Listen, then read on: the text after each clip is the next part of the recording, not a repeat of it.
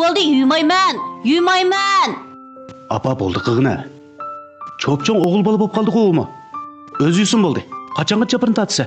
Nədiki gapni qilmag'ina bolam. Sen mucho 10 yoshga kirguncha yemima deb kiyinib kirib Apa hechsiz qilmasangchi bolani oldida. Hijil bo'p ketdimish dehi. Bo'ldi, hechsiz qilmag'ina. Rosman dada, zaza kut. Ig'uchiq ishtandin, tegi ish yuklatib qutulgan jimo sen. Muma, dadamning kichik vaqtidagi ishlarini menga Hey. bering ha. Betma anlig'im. Bana suv ichpagina usib ketdim. Ha, mana hozir ig'uchiq ishdan kiyib o'ynab yurganmidi. Voy, qasdan tehmidim. Nima qilyapsa? Ha? Nima qilyapsa?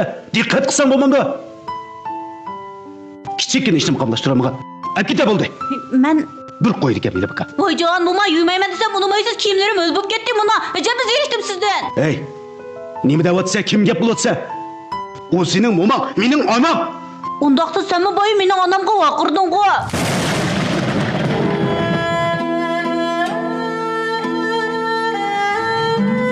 Balkim sizning farzandingiz bu so'zni sizga qilib boqmagan bo'lishi mumkin.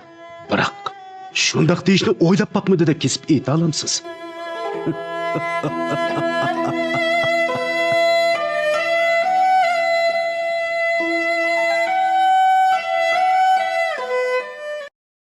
抖音。